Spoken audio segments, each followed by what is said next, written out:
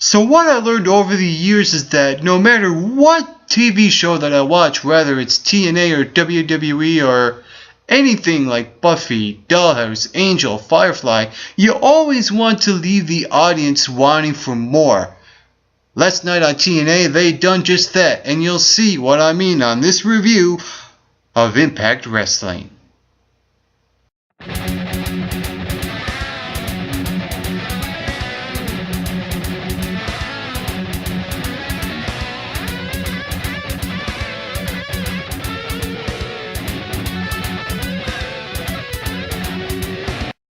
Hey, what's up and how's it going, everyone? Well, I'm so glad that you have took your time to spend with me right here today on the MRB Wrestling Review Show. I'm your co-host Mike McRock Wilson, and last night was TNA Impact Wrestling. It's the show after Bound for Glory, and with that said, the show kicked off with Dixie Carter making her way to the ring with new entrance music and a new Titantron screen.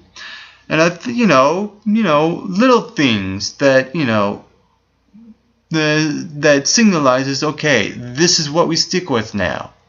Because of, coming off of this heel turn for Dixie Carter, it makes perfect sense for her to come out with new music and a new video screen when you come out, right? So, with that said, I like how, even though she was introducing AJ Styles, really making him, look good, giving him endorsements after the other.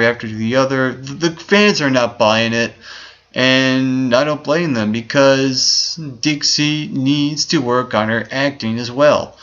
And I think that's part of the reason why the audience boos her so much. And what happened was that, like I said, Dixie Carter tries to sell out AJ Styles once again. And like AJ Styles, he doesn't buy it. He does the face thing, the right thing to do as the top face of the company, and turn down every offer Dixie throws at him. And I like it because it's consistent for both the parties throughout this entire segment. I thought that dialogue between AJ Styles and Dixie Carter actually improved Dixie's acting a little bit. So I hope that, that this is the right direction for Dixie Carter's acting will lead to within the next few weeks on TNA. And shortly after that, when Dixie said that she will cancel the main event, the rematch for the World Heavyweight Championship, if AJ Styles went on Team Dixie, of course Bully Ray will come out and state his grievances why Dixie Carter should not cancel his rematch. And Bully Ray, without a shadow of a doubt, incredible on the mic once again. He never fails. And there was one line in particular I thought was absolutely incredible. Bully Ray said, "If God was a bully, he would be me." That line is probably will be one of the lines of the year award. I think if there was an award for best line of the year on any wrestling program, it should be that. That Bully Ray quote I just mentioned, genius on the part of Bully Ray. And throughout that, Bully Ray and AJ Styles went back and forth. Excellent, face off with those two, getting real intense on the mic. And it's weird to see Dixie Carter right in the middle of that. And I feel like Dixie Carter being in the middle of that dialogue between Bully Ray and AJ Styles really ruined it, because she kind of said a couple of things under the microphone that kind of really threw off the intensity of that dialogue part of that segment. And it was just a little off. But I do like how Bully Ray and AJ Styles were neck and neck with each other, and then Bully Ray cheap shots AJ Styles. Bully Ray then pummels AJ, is about to powerbomb him through the table that was laid out in the ring. until the lights go out. We hear Mr. Anderson's music. Anderson comes out. The big comeback for Anderson. Great pop from the crowd. And, gets his one-upsmanship on Bully Ray. And I'm wondering why they put Anderson coming back in the first segment as opposed to the last segment, because the last segment should always end off with a bang, and I felt that the way Impact ended, which I'll get to later on, didn't have that impact if Anderson were to come out then. But what I do like is how the way they told this story on the show, and I understand why they put Anderson coming back first instead of last. Like I said, I will get to that in just a bit. Also on the show, we saw Gail Kim and Brooke versus Velvet Sky and ODB. Gail Kim is fresh off becoming the new Knockouts champion after she pinned Brooke in that match before Lady Tapa powerbombed Brooke in that match at Bound for Glory. So it was really interesting to see Gail Kim and Brooke actually team up. But I can understand there was no friction, because it wouldn't make sense for Brooke to have some problems with Gail, because she's aligned herself with one of the greatest heels in any wrestling company going today, in Bully Ray. And also, having Velvet Sky in that match, her coming out, her alone, and there was no Chris Sabin on the show, I thought that was incredible. The only thing that I wish to happen now for Velvet is that she needs to do something big, get back in that title picture, and be that front woman instead of being the backstage woman alongside Chris Sabin, because that really shouldn't, that devalues Velvet Sky as a knockout in the knockouts division, I think, in my opinion. The match itself was not half bad. Gail Kim and Brooke went over Velvet Sky and ODB, so I give it about a 6 out of 10 for at least, trying to pull off an effort match with all these things coming into play, where ODB will probably get a rematch eventually against Gail, and what will probably happen is that it will result in Lady Tapa getting in the face of ODB. And I think that with Lady Tapa in Gail Kim's corner also kind of devalues Gail Kim as a competitor, because Gail Kim really don't need a bodyguard, because Gail Kim can go in the ring. If you haven't seen her match at Slammiversary with Taryn Terrell, you've been living under a rock, because Gail Kim is one of the best workers out of any knockout in any wrestling company. Any woman in any wrestling company, Gail's one of the best. And to see her have a bodyguard, like I said, it just doesn't feel right when it comes to Gail Kim being a singles competitor. But I can understand why they put her with Lady Tapa, because they want to recycle the storyline that's happening in WWE with AJ Styles and Tamina. And this will not be the last time you will see me talk about comparing TNA to WWE after what happened at the end result of last night's Impact Wrestling show. Also on TNA, we saw Ethan Carter 3's Spike TV debut. He went one-on-one with a jobber by the name of Dewey Barnes, and I thought throughout that match, Dewey Barnes was actually more impressive, taking a beating, and when he came back, he laid that drop kick off the top rope and sold Ethan Carter 3's finishing maneuver very well. I thought, the way he sold that was absolutely incredible, and that drop kick. I thought Dewey Barnes was actually the better competitor of the two for those reasons. And I think the only reason why Ethan Carter is going over with the fans as a heel is because of his connection with Dixie Carter being her nephew.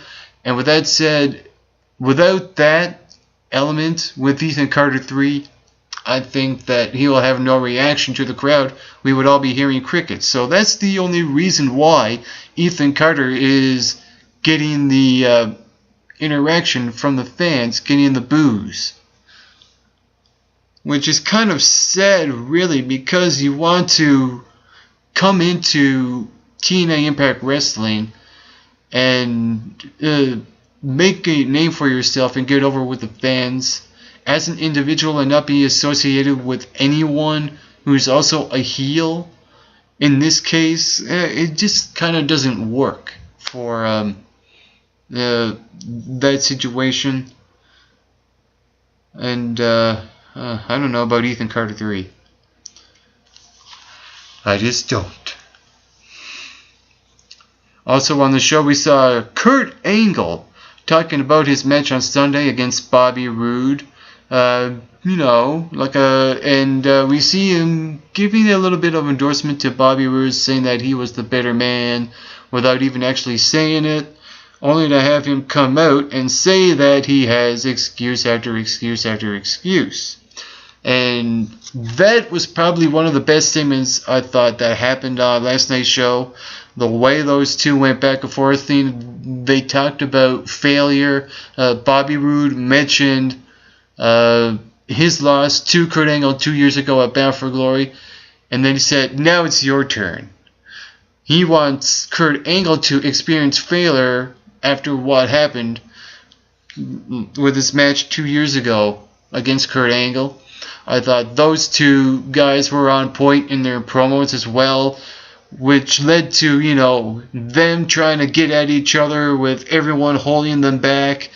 And it was really, really good how they're building up this rivalry between these two guys.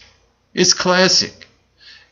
And the surprising thing is that there's no championship on the line between these two guys. And I also like that as well, because it takes, that element of having those two guys just compete with each other, all worth watching, I think, in my opinion. And also throughout that segment, Bobby Roode also mentioned that he didn't tell the audience everything. And here I'm thinking, oh no, is he going to bring it up? Is he going to bring it up about Kurt Angle being in rehab? I'm holding my breath here, and I'm thinking to myself, please do not mention Kurt Angle's rehab thing, because it would just kill the entire segment. Thank God he didn't, because, like I said, that would really devalue the storyline between these two guys. He mentioned that there's a doctor's note that Kurt Angle can't wrestle. Kurt Angle came back and said there is nothing to do without fighting, and then just pummels him, everyone holding them back. I thought that segment was actually one of the best things that happened on TNA. Also, the Bromans had a celebration in the ring as well, and these two guys are just so goofy. They had this DJ in the ring as well, with all the fancy tables set up with the alcohol and the protein bars, etc., etc. And it was just really something out of Jersey Shore, with that DJ in the back playing the music. It was so ridiculous. And we all know Robbie E can't cut a full segment promo, so I understand it had to be cut out early when James Storm came out and interrupted him with Gunner, and only to have Christopher Daniels and come out to state their grievances and protest of them trying to get a tag team title shot. And then, of course, all of these 6 guys just start beating the hell out of each other. Eric Young and Joseph Park came out. They got over with the crowd as well. And then we saw Christopher Daniels hit the bottle over Joseph Park's head, makes him bleed, turns into Abyss. Goes after Bad Influence as well as the Bromans. And I kind of like this interesting build-up with Eric Young and Joseph Park, a.k.a. Abyss. I think that something could actually work if it was done right, if, they have Eric Young as a mad scientist experimenting with Joseph Park, aka Abyss, have this Frankenstein vibe to it. I think if they put that in that storyline element, that element in that storyline, it probably would work. And that segment overall, I thought it was a good way to break up the seriousness as well on the show. And the main event was the rematch for the World Heavyweight Championship. AJ Styles took on Bully Ray for the World Heavyweight title. I thought that match itself was absolutely incredible. I thought it actually felt like, a main event.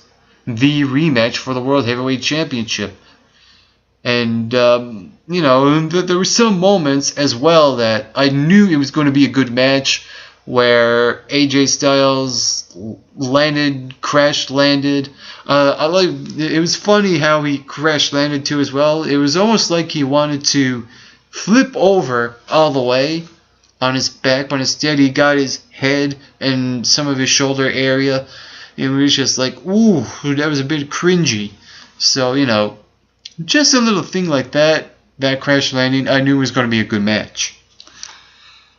And the end result was AJ Styles winning over Bully Ray, understandably, because if Bully Ray were to regain the World Heavyweight Championship, I cannot see that happen, because AJ just won it at Bound for Glory, and a title reign for AJ wouldn't count if he lost the world title 4 days after the event. So that alone makes perfect sense for AJ not to lose the title. And I like how AJ Styles won as well. Anderson came out and cost Bully Ray the match. AJ Styles gets the pinfall victory. And the only nitpicking thing I didn't like about that match was that I wish that the camera would pick up the 1-2-3 count Earl Hebner made on the mat. So, just a little nitpicking thing that I thought that was a little off throughout that match. But overall, that match was absolutely incredible. I think that, the way, the direction they're going with the Aces and Eights and Bully Ray is probably the smart thing to do, because, they always play on who's going to be the next one to go out of the Aces and Eights group. Is it going to be Knox? Is it going to be Bish? So I like that, like I said, they're switching it up. It feels like now that Anderson could be the one to lead Knox and Bischoff because of what happened. The seeds have been planted. Because why would Anderson come out when Bully Ray told Knox and Bischoff to make sure that Anderson does not get out of jail? Because in your mind you're thinking the opposite is going to happen, and it's probably the way that they're going to go, and I think that it's going to come out very well if it's done right. I think that the good payoff for the Aces and Eights is for Knox and Bish to turn on Bully Ray and align themselves with Mr. Anderson. So will that happen? We'll see next week. Before the show closed off, we saw Dixie Carter coming out to the ring with a new contract for AJ Styles, with a lot more zeros in his contract. So it's very repetitive for Dixie Carter to try to sell out AJ once again, and I think that Dixie Carter needs to learn that doing the same thing over and over and over and over is just not going to work for AJ Styles, because it would set him off and make him leave. And that's what happened. AJ Styles got on the microphone and said that he is going to leave the company and he's going to take the title with him. This is AJ Styles' World Heavyweight Championship, not yours, Dixie. He left with the title, took the keys to the car, which Dixie tried to buy him out for, takes him out of Dixie's hands, and drives off. That's how the show ended. And right now, TNA is without a World Heavyweight Champion. I hope that the only thing I hope for coming out of this ending from Impact Wrestling that they would drag this out longer than, say, the CM Punk storyline from a couple of years ago when he came back too soon. I think that AJ Styles needs to stay away for a while and then come back in a few months when there's probably a new World Heavyweight Champion somewhere down the line, and have that play out as well. I think that if they have AJ Styles not show up anymore, this storyline would actually work. And with that being said, that was my review of last night's show. For the MRB Wrestling Review Show, I'm your co-host, Mike McRock-Wilson. And to all you viewers watching, get plenty of rest, and always do your best.